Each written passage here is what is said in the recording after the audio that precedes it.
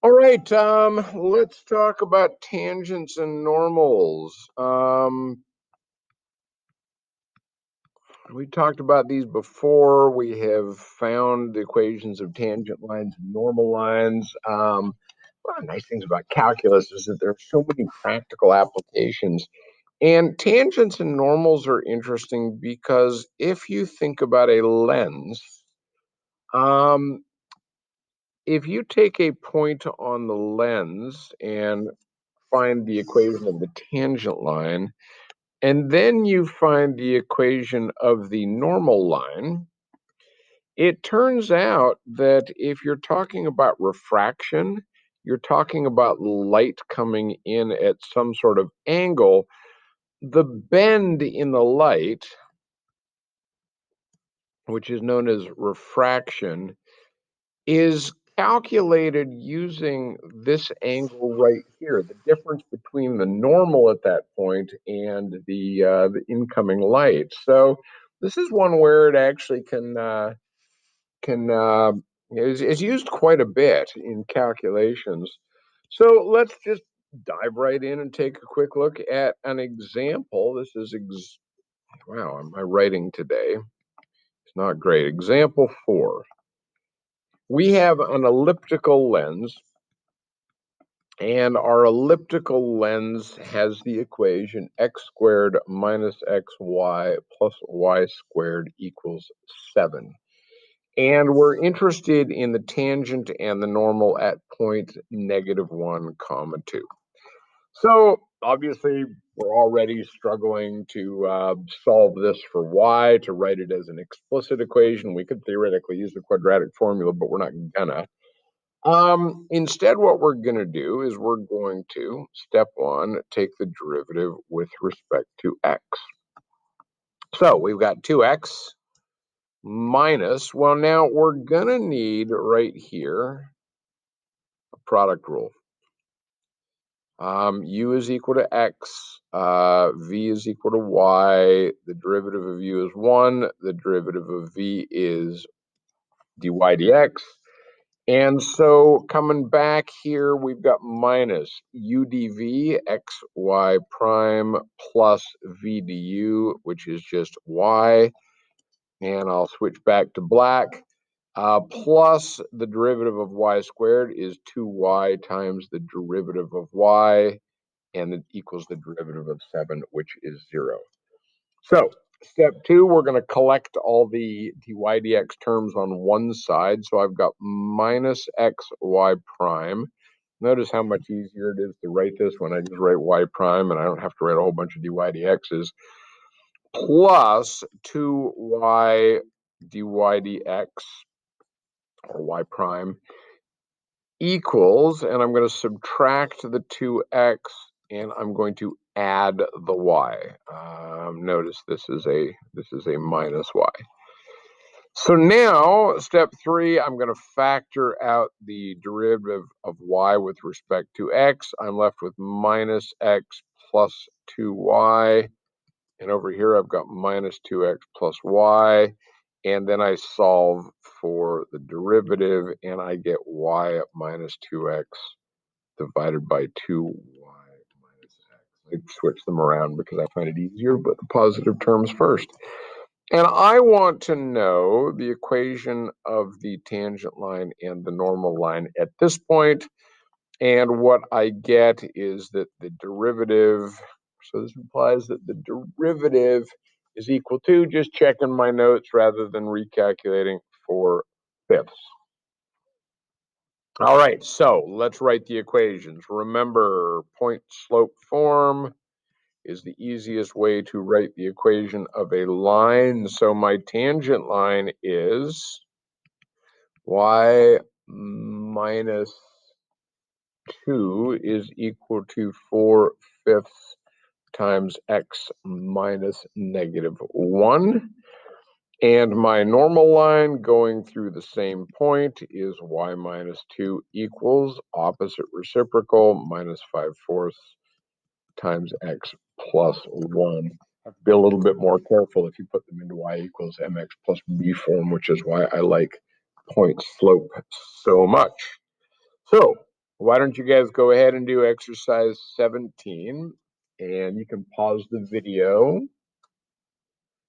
All right, welcome back. Let's look at higher order derivatives. And higher order derivatives, it's just do it twice, but there's a little bit of a twist when we're dealing with implicit differentiation, and I'll show you the twist. So here we go. 2x cubed minus 3y squared equals 8. And to find the first derivative, we'll just do all the steps. I got 6x squared minus 6y times the derivative of y equals 0. Now, here's the trick, the tricky part. I could do this a second time. I'm going to take the derivative with respect to x, and I get 12x minus 6 times. Now I've got to do product rule. So u dv plus v du. And when I solve for the second derivative, I'm going to get that it is a function of x, of y, and of y prime. I have all of these things. There's x's, there's y's, and there are y primes. And this is a problem because when I'm dealing with a math problem, I'm going to be told find the value at the point x and y. So now I've got to go back, and I've got to go back to here, and I'd have to take my x and y, and I'd have to have that written down, and I'd have to solve for the derivative in order to plug it into the final. I want to be able to say the answer to my problem is, and give one equation and say, there it is, there's the answer. So what I am going to do instead is I am going to, at this point in the problem, I want to say this point, I mean at this point in the problem, I'm going to veer off, and I am going to solve for the first derivative. And what I get is that the first derivative is x squared divided by y. So instead of doing this and getting the second derivative as a function of the first derivative, meaning I have to continually work with two equations to calculate that first derivative in order to find the second derivative, I'm just going to find the derivative of that. It's still implicit, but it's quotient rule. So here we go. The first derivative is x squared over y. Quotient rule, u is equal to x squared, the derivative of u is 2x.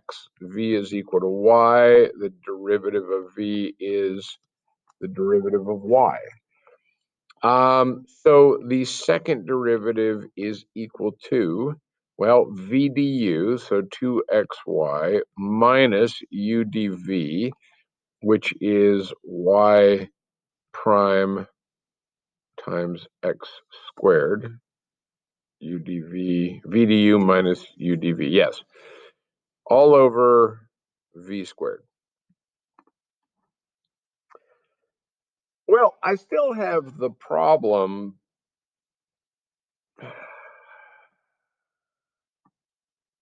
I'm not just thrilled with the way I went there because I just realized something. I could have just done that step and gone back. Foolishness. Okay, let's continue. I'm going to substitute this right into here.